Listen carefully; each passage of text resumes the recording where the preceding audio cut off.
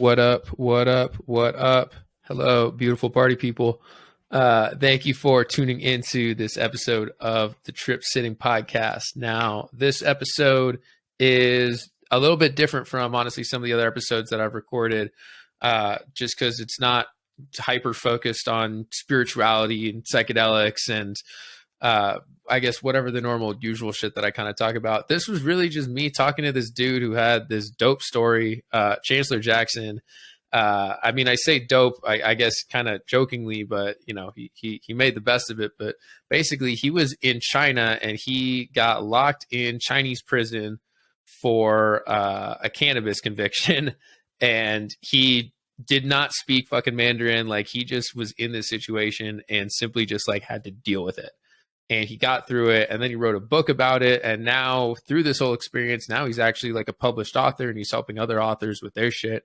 And he's managed to turn this experience, which at the time was just fucking wild, into a really, really positive thing in his life that's actually helped give him a lot of direction.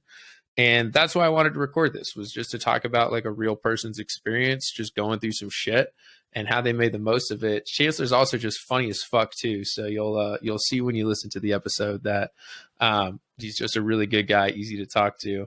And just talking even like a little bit more about that experience. Like, I mean, I really want you to imagine like going to a foreign country in a place where like you don't speak the language and you just get fucking thrown in jail. And you have no idea what the fuck the cops are saying. Like, you can't call a lawyer. You're literally just there and like you got to deal with it. And just how like intensely present that forces you to be in your life if you're in that kind of a situation, and how much you just have to like accept what is. Like, you can't start going crazy and you know, trying to think your way through that situation. Like, you just have to accept the situation at that point. Now, obviously there are, you know, things that you can do, but like, you just got to really accept where you're at. And in life, regardless of what happens to you, whether it's something bad like that or something good, you just have to accept wherever it is that you're at and problem solve from there. But worrying about the situation while you're in it, that's not going to get you anywhere. And that's something that Chancellor just naturally did. Is he didn't worry about the situation. He was like, all right, fuck, man, this is it. I'm going to get through this. And he did. So I hope you guys really enjoyed listening to this episode. I definitely had a ton of fun recording it. And I guess here you go. I ain't meditating in a good little minute, boy. No, for real. No, for real. That was a vibe. I love to hear that. Nobody's ever come on and called it a fucking vibe before, which kind of makes me feel bad, because like my Instagram bio is just here for the vibes. Yeah. So like I'm just trying to fucking vibe pretty much every day, man. So let's just get fucking right into this. Tell me about 14 days in Beijing, locked up in a Chinese prison. How the fuck did that happen? What happened leading up before you even went to China? So I played football in high school, and then of course got to play in college. So once it came to just like the last game of my career, I was like, I knew the NFL was not going to be that. I was straight on that shit. I dealt with enough politics in high school and college. So I'm like, I can't even imagine at the professional level it's going to be times 20. I'm good. It's time to hang up the cleats and move on to the next phase of life. But I was at a crossroad, because to identify and embody a student athlete for so long, and now that has come to an end, it's like, damn, you know what I'm saying? I got to re-identify myself all over again, and just figure out, just relearn myself entirely. So, did you even know like yourself outside of football at that point, or that was just like your entire fucking life? Man, I knew myself, but not truly that in depth. You know what I'm saying? Football. That's why, for sure. That's the only reason why I came to college. If it wasn't football, I probably wouldn't even went to college. So I went to Ohio State, and, okay. And one of my favorite Cardale Jones quotes is, "I didn't come here to play school." Man, you know what I'm saying? I didn't play sports, bro. So it's like, man, now that whole phase is over with, it's just like, damn, I don't even know who I am. Oh, you know what I'm saying? What I want out of life, what I aspire to be, what's my purpose, what am I good at, what I even like doing. I don't know nothing. So it's like, bro, I had to really like sit back and unlearn and relearn. You know what I'm saying? It's just start trying to rediscover myself. And I was like, I'm just apply for jobs. You know what I'm saying? For sure. And I was mainly applying for corporate positions, sales, marketing, management, that whole nine. I'm landing interviews, getting flown out for these interviews, put up in hotels, the whole nine, but yet could not seem to land a position. And they kept hitting me with the same BS excuse. Oh, you lack the experience, or we just gonna go with somebody with a little bit more experience. It was like, y'all motherfuckers knew that when I submitted the resume. That was plain as day. You know what I'm saying? Before we even set all this up. But it's like, for sure, it is what it is. I was like, everything that's telling me no or not giving me, you know what I'm saying, not, you know what I'm saying, want to bet on me right now, probably ain't for me. So it's like, just keep, you know what I'm saying? I went through this phase in high school when I was trying to find a college to, you know what I'm saying, play at the next year. Yeah, my end of my senior year of high school, I ain't had no colleges, no scouts, no interest, nothing. You know what I'm saying? I got myself in Stetson. I made that happen. So it was like, I've been in this situation before. So I just knew to, you know what I'm saying, stay down, trust the process, keep putting yourself out there. Something gonna shake. And I done graduated and I'm back home, like, you know what I'm saying, driving Uber. I'm like, bro, I done did everything, quote unquote, the textbook way, and I still got the short end of the stick. But I'm like, if I quit, I'll never be shit. So that's not an option. You know what I'm saying? Let's reapproach this job searching thing. Clearly, corporate might not be for you, family. Let's try something else. And just me switching up the job searching approach. And I broadened it. That's when I came across the opportunity to teach English to children in China. I applied. Did the interview, and this was the first job to tell me yes after 8 months of just trial and error. Just so I have to be on the other side of the world. 8 months? Jesus. Yeah, exactly. So I'm like, I've been trying to mess with America, and like I was just applying for jobs to just Atlanta. Now I'm applying for jobs in Atlanta. I'm on the search engine. I just hit enter. I don't put in nothing. No filters. I'm wherever opportunity is at, bro. Who's hiring? Man, who won't help? You know what I'm saying? I'm on that type of time. So I'm like, China want to mess with me? We finna see what China talking about. So that's how I ended up out there. And China was lit. I was supposed to do a year. I only ended up doing 6 months, you know what I'm saying, before things hit the fan. But prior to those 14 days, China was by far the best experience I've ever had in my life. I encourage everybody to travel abroad for sure. But if you could live abroad someplace else, and it ain't got to be long, man, I highly recommend you do. You'll learn so much about yourself and most importantly about life in general. I feel like I know the answer to this question, but did you speak any Mandarin before you went to China? Just a little bit. You know what I'm saying? I definitely didn't want to go out there and not know nothing. I felt that was just foolish. And that's some American shit. We just think, okay, I ain't got to learn their language. I'm just going there. That's so American. It's self-censored. So I'm like, let me take it upon myself to learn at least a little bit.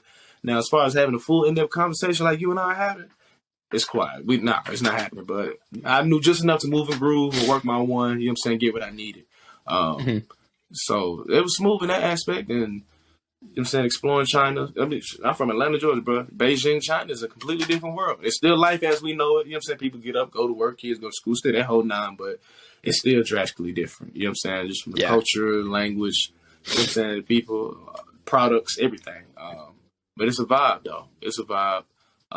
Working with the kids was lit. I was working with kids as young as 3 years old all the way up to 14, but mainly working with the elementary school age range. So we lit in class every day. All we doing is playing. Most of our lessons ain't nothing but games just keep them engaged. So my games be lit because I like turning things to competition. I'm going to see who's athletic and who's smart at the same time. We're going to run. We're going to jump. Broad jump. How old were the kids that you were teaching? I had the youngest was 3 and 4 years old, and then I say the oldest I've taught was 14, but I only taught them probably like once or twice. I was mainly with like I say between kindergarten and about 3rd grade. Yeah, that's the age group I was mainly working with for sure. You know what I'm saying? Nice. So we was lit in class, and I easily matched their energy, so we had a blast.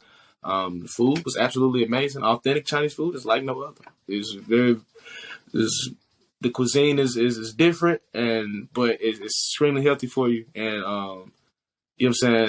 Did you eat anything there that's like questionable, like, you know, like that here in America we like just wouldn't fucking touch? That's the thing. When I was out there, I ain't eat no meat like that. I was on like vegetarian, that type of diet for real. I ain't trusting meat, so mainly vegetables, tofu, rice, noodles. You know what I'm saying? That just sounds delicious. Oh man, it's fire. Fire, bro. No cap. And food cheap, bro. So cheap, bro. I'm talking about eating 3 times a day. Eating good 3 times a day for less than like $7, bro. Jesus. Come on, bro. You know what I'm saying? $10 for the whole day last year. You can eat good all day. So it's like, bro, yeah, China was a vibe. And then, you know what I'm saying, halfway through, you know what I'm saying, shit hit the fan. I ended up getting locked up. This is April 4th, 2019. So it's creeping up on month 6 of my time being there.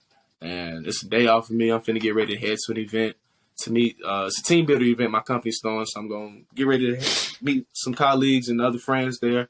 But before I go, like, shit, I'm a pregame. So I'm in the apartment. Naturally. Drink some Chinese wine coolers, smoke some cannabis at my little pipe. Get done, get dressed, make sure I got everything before it's time to walk out the door. Hear a knock. And curious to see who it is, I look through the peephole and there stood 3 officers from Beijing police.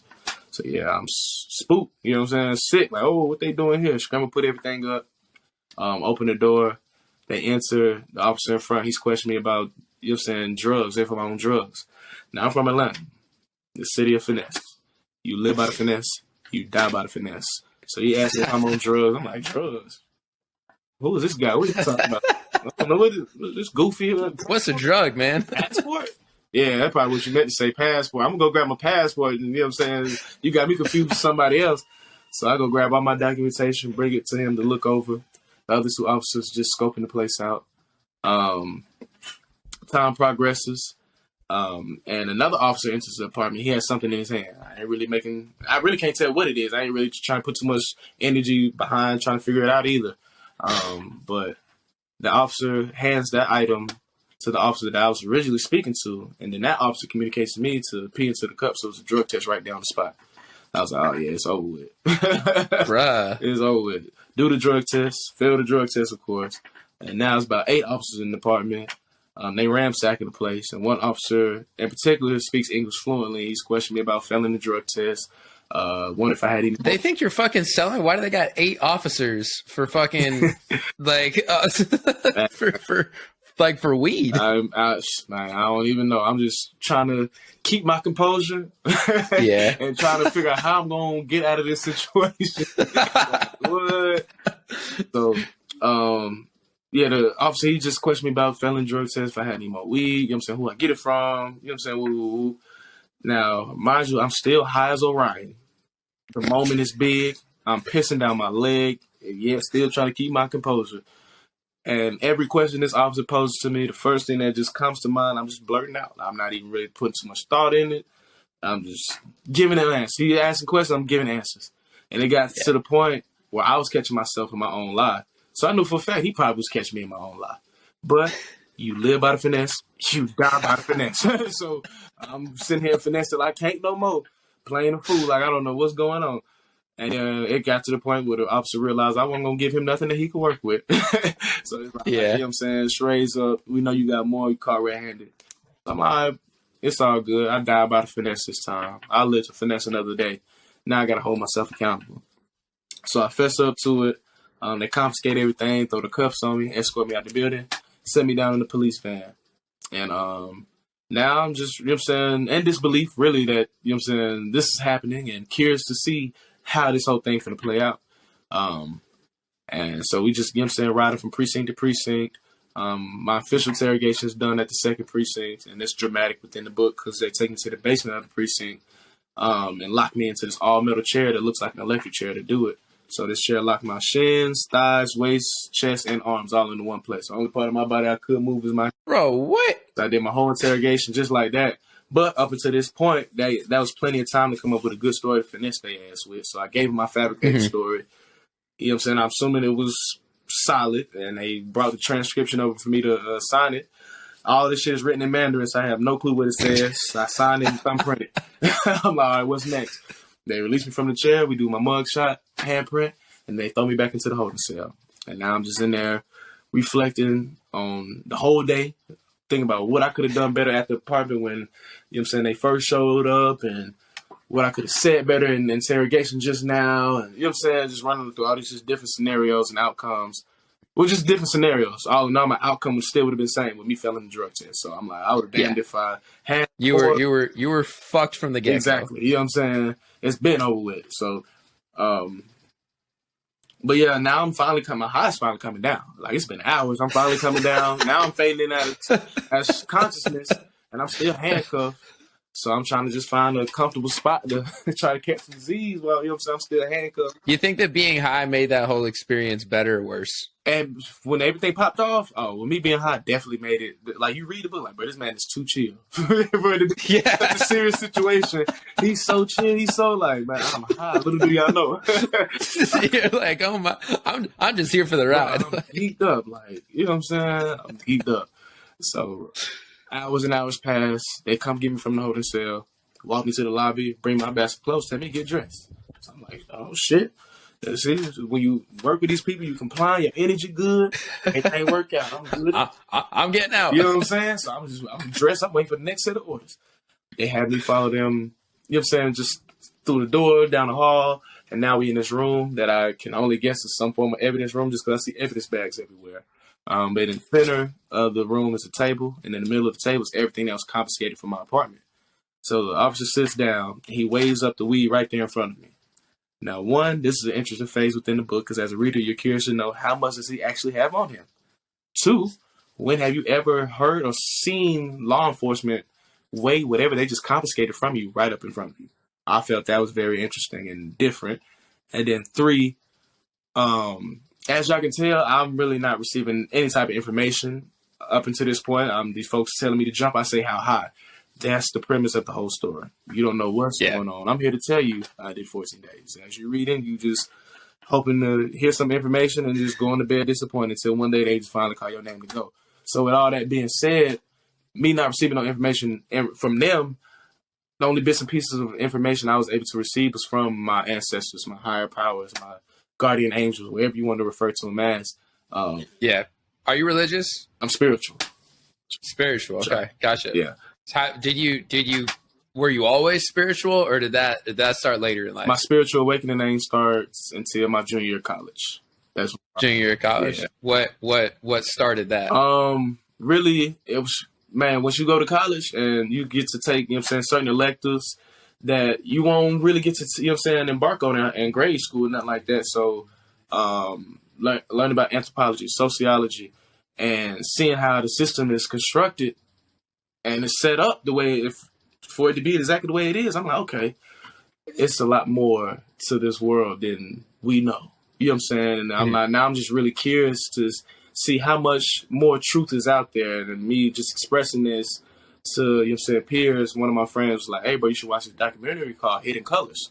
So it's a 5-6 movie documentary. It's long. This shit long as fuck.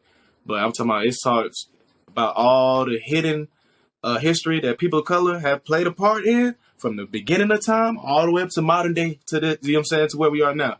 And I'm talking about this shit through my psyche about it's just so much information. It's overloaded with information. It just here's historical facts that, man, you will probably will never find out, man. Unless you was just that curious to embark, man, you would have never learned. You know what I'm saying? Nobody would really truly know all the, you know what I'm saying, the roles we played in history. So just we get taught the fucking whitewashed version of shit to make it look like everybody always just fucking got along, even though we clearly know that's not the fucking America case. was built on complete destruction. You know what I'm saying? But it's crazy. But me watching that documentary and being exposed to all that history, that's when I knew. I was like, okay, yeah, this shit is a facade. Everything these people done told us, question everything. Don't take it for what it is. You know what I'm saying? So that's when it really started. So basically, like, you wanted to now like find the answers yourself, like within yourself, rather than fucking looking at all these outside systems that clearly suck. Yeah. let me figure this out on my own because, you know, somebody had to at some point. So, you know. And my father was always a conscious and free thinker. He was always like that. And he planted a lot of seeds in me as a child that later, you know what I'm saying, blossomed for sure. You know what I'm saying? Once my spiritual awakening begun. So, you know what I'm saying? It was always naturally in me. Then, of course, it was just all within alignment how it played out too. So, hey, yeah. So that's why, you know what I'm saying, when get to China, well, ancestors, they sent me, this was the very first sign they sent me. So the officer, he weighs the weed up, and it told us that to be 1.4 grams. Now, for those that partake in cannabis, That's unbelievably small. 1.4 grams isn't a lot. For those that don't partake in cannabis, we're talking units of measurement. 1.4 grams of anything isn't a lot. So, you know what I'm saying? I didn't have much on me, but you look at that number, 1.4. It's a decimal, right? So, say if I wrote 1.4 on the board, and all I did was just simply erase the point, what number would that be? 14. Hence the title of the book. Now, did I catch that initially? Okay. Hell no, that shit went clean over my head. But that was the very first sign I received. So they put everything on paper. I can't read nothing. I just signed it and thumbprinted, and we get back in the van. It's like 1 o'clock in the morning. At this point, I'm like, damn, these folks arrest me around like 11 a.m. I've been in custody all day. There's no way they're not taking me home by now. So we riding, 40, 50 minutes past. We arrived at the facility detailed with tall walls and barbed wire. I was just like, oh, shit. We just getting started. This just took an unexpected turn. So we enter the facility, go to the nurse's office, do a quick physical, take me to another room to put change clothes, put me in my official jail uniform. They gave me a plastic bowl, a plastic spoon, and then took me upstairs to the second floor to the mental house. Then we get to cell 209. And mind you, it's like 4 o'clock in the morning at this point, so people are asleep. The CO opens the door. Instantly, my psyche is thrown by the setup of the cell. Immediately, I see a huddle of bodies sleeping. In the book, I describe it, it looks like a slumber party. But across from the slumber party are 2 Chinese inmates standing up against the wall, wide awake, watching them sleep. So, of course, there's not too many people awake, so we all make eye contact. The last thing these folks expect to see this brother with locks come walking through the door. The last thing I expected to see was 2 Chinese motherfuckers watching other Chinese motherfuckers sleep. So we just got this awkward moment, just eye contact, trying to feel each other out, trying to get you know what I'm saying? Like, what's going on? Like, what? So I do a head count. All right, including me, it's 15 of us in this cell. 15 in one cell? Right, so let me count the beds, which ain't nothing but wooden bunks. Well, it's 9 of those in total. It makes sense why it looks like a slumber party then. To the left, this is a bathroom. It's the bathroom. This is its own separate room. But the walls are made of glass, so everybody in the cell can see inside. You got a regular sink, a squat toilet, so pretty much a hole in the ground you got to squat over, and shower one up, but a water hose with a shower head duct taped to it, and you got black mold coating the walls, gnats and shit flying around. So it's not the most sanitary place, to say the least. So I approach the slumber party, trying to find a spot to lie down. One of the inmates that's taking watch wakes 2 people up to make room for me. And they do. They had me set my bowl and my spoon in the cubbies up underneath the bunks. And I laid down between these 2 Chinese dudes with my hands on my chest like this here, standing at the bright light on the ceiling. And that's when reality fully kicked in. And like at this point too, you had no idea how long you were going to be there. I don't know what's going on. Nothing, bro. Jeez. There's been no judge, ain't been no lawyer, none of that. I done precinct to precinct, interrogation, signing documents. Here we are. Damn. I don't know what's happening next. I don't know. Goddamn. Nobody knows I'm in here. It's not looking too good. But, hey, I got to hold myself accountable. I got to take this to the chin. Can't point the finger or place the blame on anybody for me being in this predicament but me. So, with that being said, it is what it is.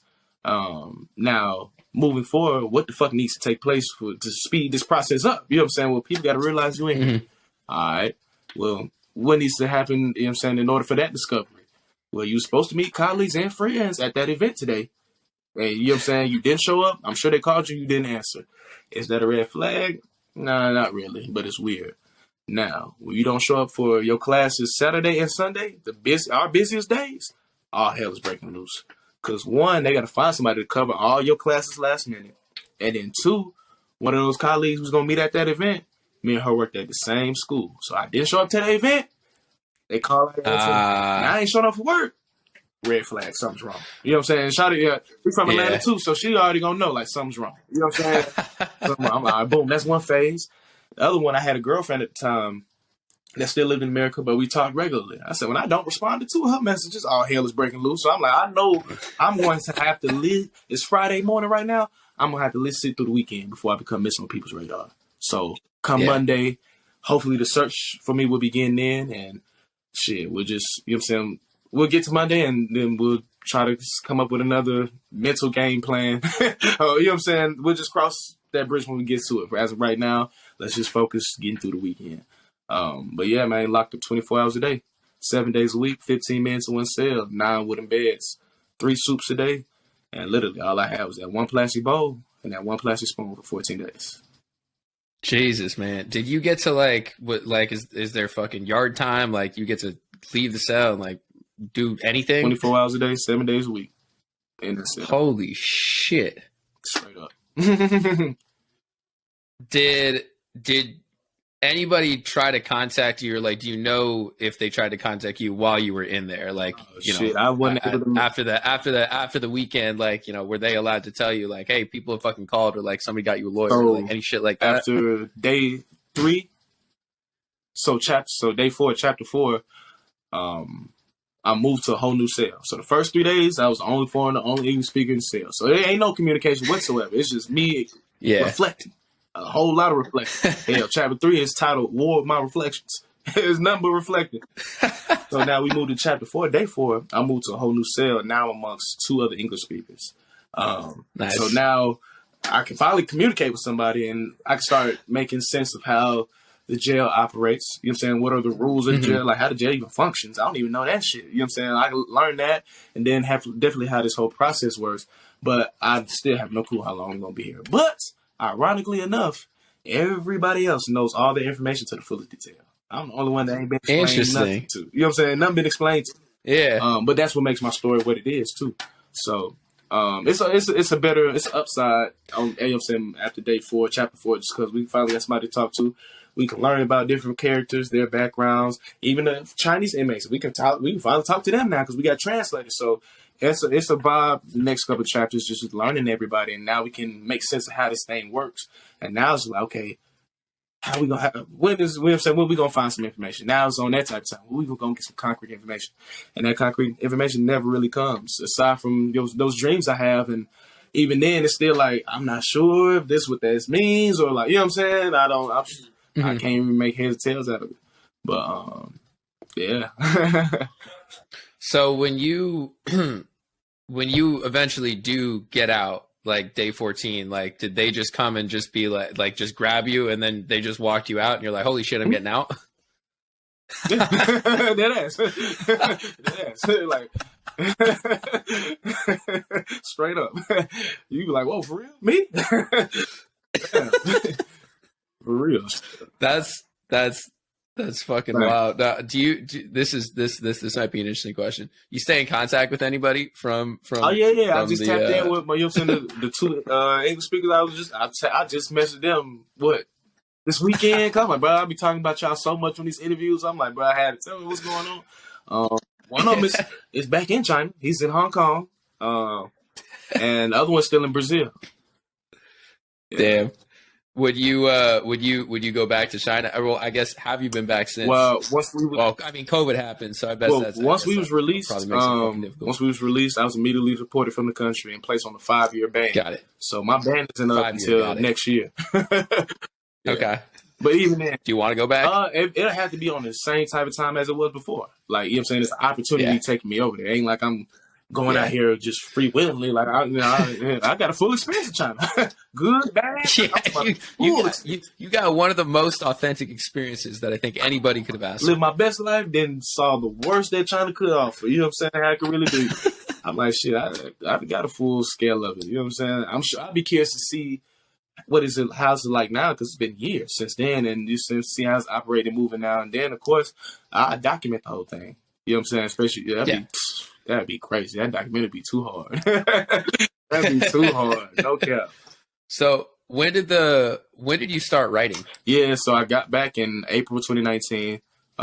Didn't start writing the book till July 2019. So I was back home for What did you do between April and July? Was it just like thinking? Really, like, what the fuck just happened? When I first got back, I'm just getting adjusted to being back in the, you know what I'm saying, being back in America after, it was only 6 months, but man, it felt like I was out there for forever, and it was just this whole different, you know what I'm saying, lifestyle, like, man, so it's like just getting back adjusted to, you know what I'm saying, America living, especially Atlanta living. Do you think America has like a faster paced Yeah, lifestyle, or do nah. you think in China the lifestyle is China's faster China. paced? They technology. They was a lot of shit we just got hit to around COVID, and man, them folks been on QR codes, mobile pay. Man, it's them folks been on. We late, boy. Them folks been on. They been doing this shit. TikTok they been having apps like give it wasn't even TikTok. They been had plenty of other apps that was strictly like just like TikTok before TikTok actually came. You know what I'm saying? The thing. So it's like, bro, they was on a whole different type of way for sure, without a doubt. Yeah. Hell yeah.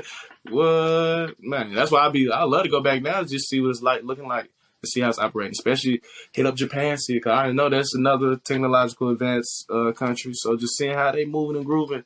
You know what I'm saying with their technology and advancements. So but yeah, I definitely would bring. I definitely go back for sure. I bring everything full circle.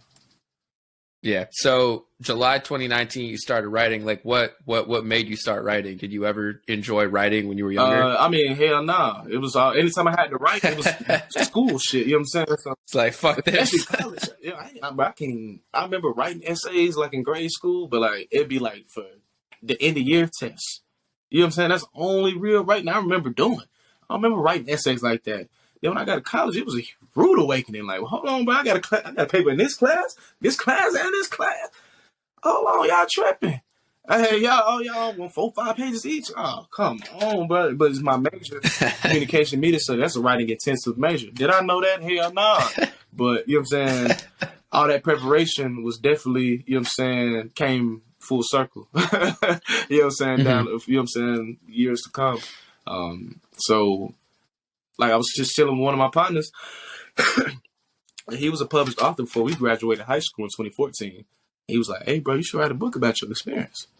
I was like, but that's a good ass idea. I don't even know where to start, but that's a good ass idea.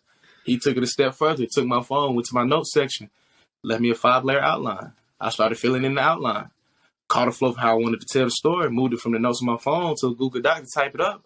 4 months later, the story was written. And then the additional 6 months is getting ready for publishing. But like I said, the man proposed the idea to me, and when he did it, it was the traditional way back in the day. It's a whole new different time. So I'm like, I have no clue how I'm gonna go about publishing it. I wrote the story, I'm getting it perfected. You know what I'm saying? So it's ready to be, you know what I'm saying, Ready to be seen. Submitted as a manuscript. So it's like, I don't know how I'm gonna go about publishing it. And it wasn't until me just sharing the book, you know what I'm saying, with people. I'm just kicking with, like, I had them read a few pages. I'm not even telling them it's a book. I'm just like, hey, bro, read a few pages of this off my laptop. And 10, 15, 20 minutes from pass, these motherfuckers still got my laptop, still reading. You know what I'm saying? I'm like, okay, I got something on me. Like, they thumbing through it. But me doing that, I showed it to one of my friends, and he was working at Amazon at the time in the warehouse. And he randomly sent me some shit like, hey, bro, Amazon got some type of publishing thing. I really don't even know what it is, but you know what I'm saying? I saw this shit, I heard about it, I thought of you. So he sent it to me. And I'm just sitting there going through it. I'm like, hold on. Well, I didn't figure out how we finna publish this thing. Hold on. This is how we finna do this. So it's like, bro, it's all, man. I got the proposed idea, and I ain't gonna say and portray this ultimate point. It's like I had it all figured out. Yeah, I was going with the flow. You know what I'm saying? You know what I'm saying? Going with the flow, step by step. And just all the knowledge and game I accumulated going through the process. You know what I'm saying? I was able to, you know what I'm saying, publish one book, then turn around, publish 2 more. And now I'm helping people publish theirs, you know what I'm saying, turn their stories into, you know what I'm saying, books, and you bring their dreams to realities.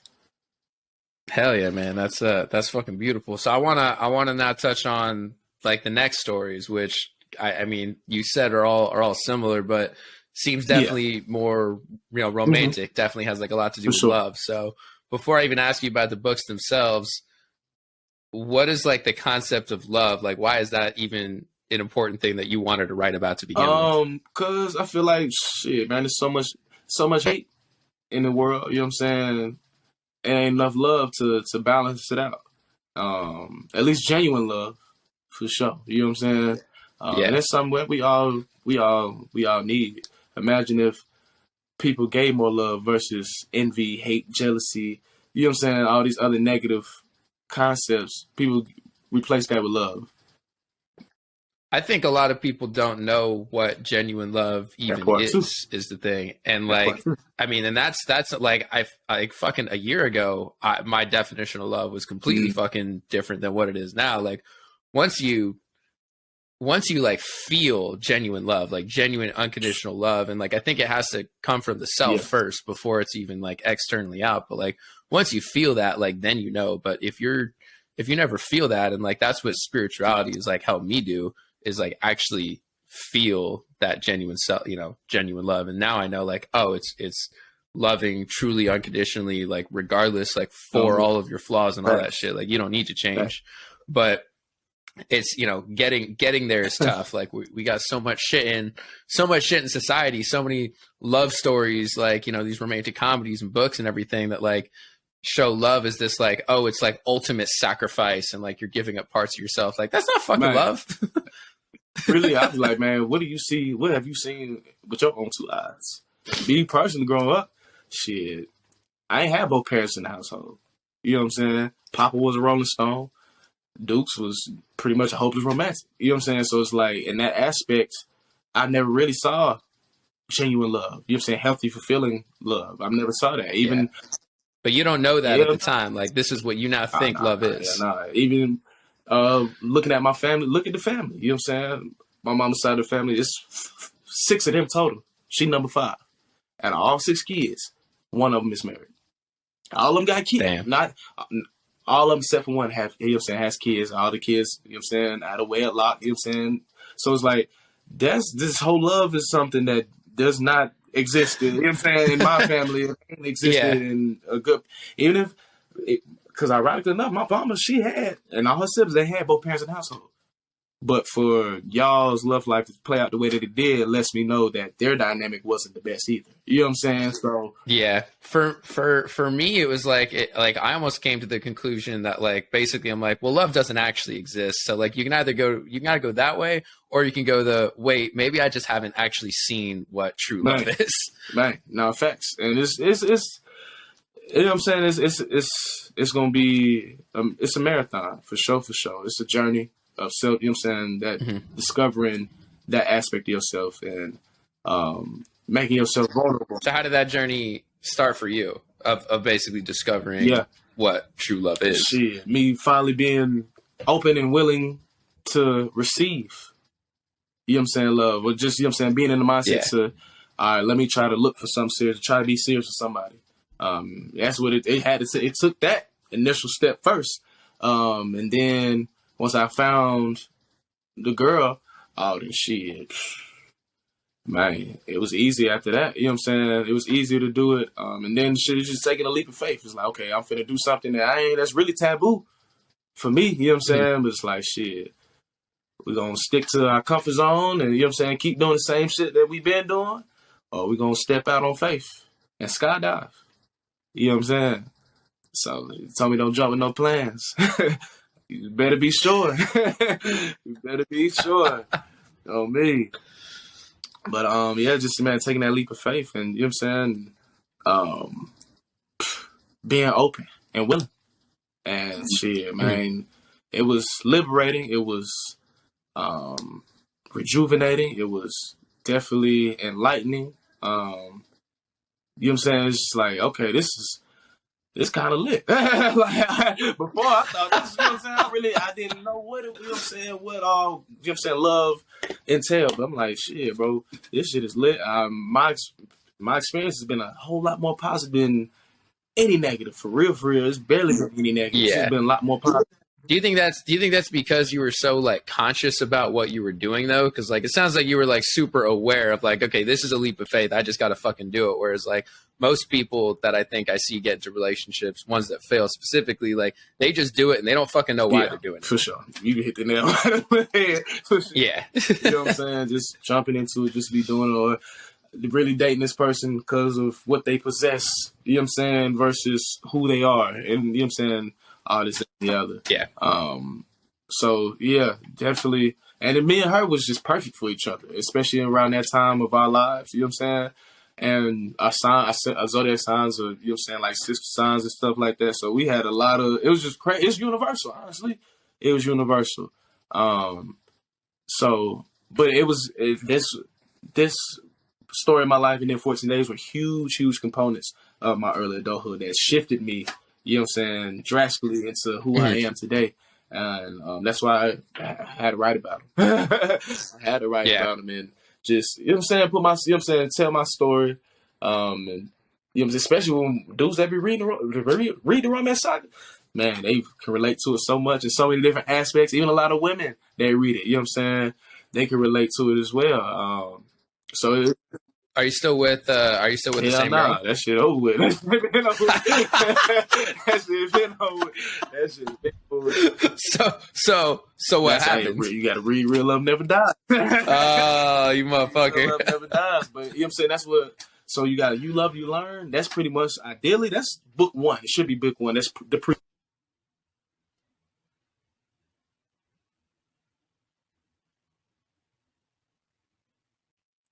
So book one should be You Love, You Learn. In a perfect world, if I could have went back and redid it, book one would have been You Love, You Learn, because it's the oldest setting, and this is going in chronological order.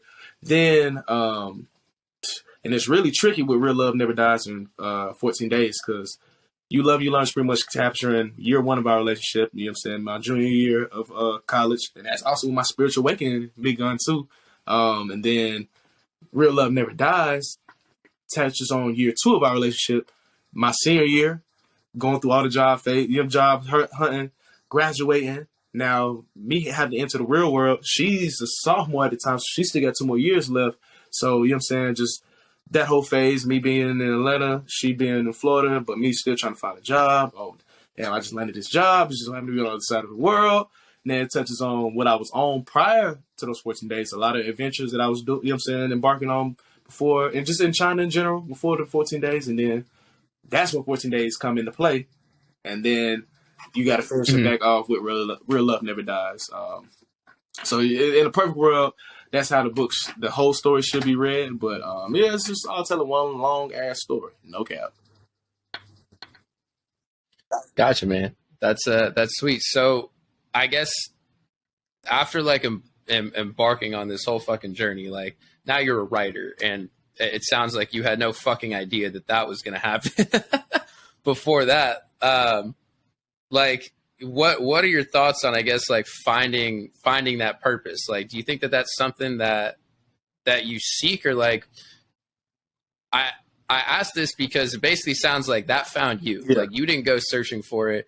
You were just open to the fucking universe, like giving you these things and like giving you these gifts. And like, that's something that I talk about so much with psychedelics, and like what mushrooms and like ayahuasca has like taught me is just fucking be open, like let go, basically surrender to the universe. And that sounds like something that you were just genuinely good at, and maybe not even on purpose. Yeah, I mean, shit. Yeah, bro. It's, like I said, bro, I ain't gonna sit here and portray this ultimate poise like I've been had all this shit figured out, bro. Hell no, bro. I battle every emotion. Emotion, from first love and passion, being football, trying to find a college to play at, to finding a college to play at, and then trying to work my way up those ranks, and still had to. But even man, it's just been a journey, bro. But it's been a lot of me having to surrender to the universe and have to give my, you know what I'm saying, let go, and you know what I'm saying, trust the process and trust God, and just, you know what I'm saying, stay resilient. You know what I'm saying, I battled every emotion behind what I'm getting after right now. And the only distinguishing quality between me and whoever else is going through this, already went through it, or is finna go through it, is that you're not gonna quit. It's the only distinguishing quality, bro.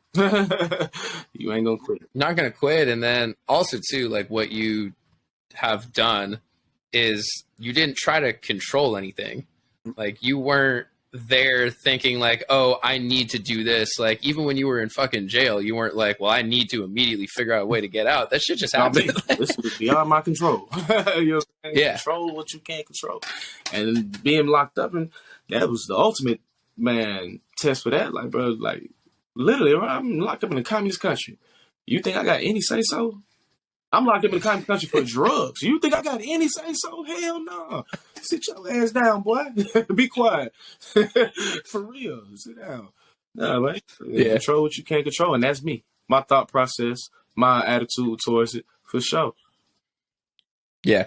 It's like a very enlightened way of thinking. On me, yeah. But football, you know what I'm saying? Football taught me that. At least I learned a lot of these, just that mindset from playing the game for sure.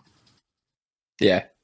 Yeah, I think that's something that doesn't get talked about enough about sports is teaching those mindsets of like control what you can control. Because I think one of the biggest things that any fucking sport, you can go out there and do your absolute best and like try your fucking hardest, play your goddamn heart out. You could still fucking lose.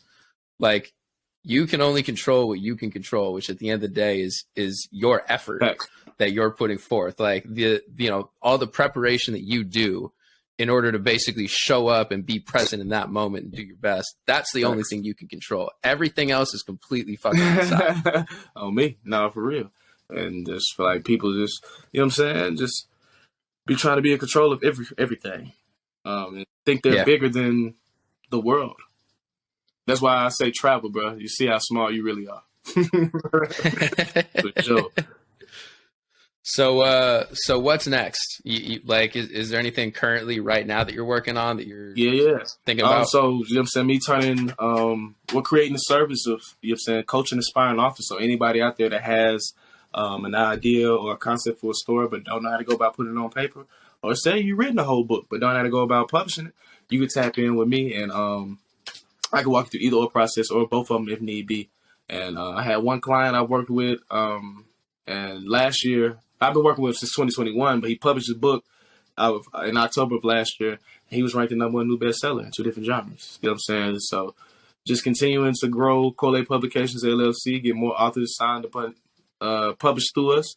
And you know what I'm saying, continue to help people turn their dreams to realities. And what we pride ourselves mainly in, we have said anybody that we work with, but you are on everything when it's all said and done. You entitled to all your royalties. We don't want nothing to do with any of that. We pretty much the united masters of this book publishing game. No cap. We on the side. Hell yeah, for sure. Yeah. That's sweet, brother. Well, fuck, man. Thank you so much for fucking coming on. This has been so much fucking fun.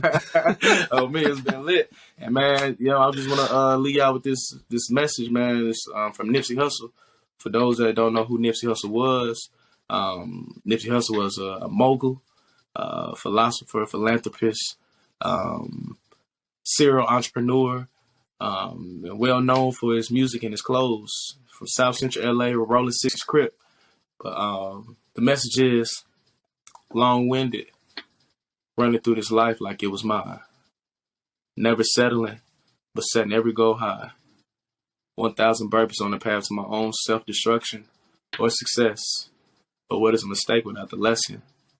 You see, the best teacher of life is your own experience. And none of us know who we are until we fail. They say every person is defined by their reaction to any given situation. Well, who would you want to define you? Someone else? Or yourself? Whatever you choose to do, homie, give your heart to it. Stay strong. Man, that's fucking powerful. R.I.P. Nip. R.I.P. for real, man. That's fucking beautiful, and that's just so fucking important. Like actually putting your heart into shit. Back to love. If you don't know what true love is, you can't put your heart into it. No, for real. No, for real, man. So yeah, man. I just want to leave y'all with that, man. And y'all just sit on it. You know what I'm saying? Reflect on it. Y'all can find me on all social media platforms. The best search engine we got, just Google Chancellor K. Jackson. You'll find everything you need from my social medias to my website, my books, which are available on Amazon and my website. Any aspiring authors, ChancellorKJackson.com. Sign up for a free consultation. We can tap in and see if we can help bring this dream into reality. And for my non-readers, I got y'all. For the folks that don't like to read, audiobook for 14 days available. SoundCloud, YouTube, Spotify, Anchor, Apple Podcasts. And I'm narrating it. It's a vibe for sure. Let's go. Love it, brother. Thank you, everybody, for listening to this episode. And, of course, thank you to Chancellor for coming on and being willing to share your story and just being so open and honest about all the shit that you're up to. If you want to get in contact with Chancellor, check him out. I'm going to link to all of his shit in the footnotes of this podcast. And then also, too, go ahead and like this podcast, give it a rating on whatever platform you're at, subscribe, follow, share it with a friend, do all that shit just so it helps get in front of as many people as possible so we can just spread positivity and love and all that great shit out into the world. So thank you all for listening and, indulging me while I do this, and we'll see you for the next time.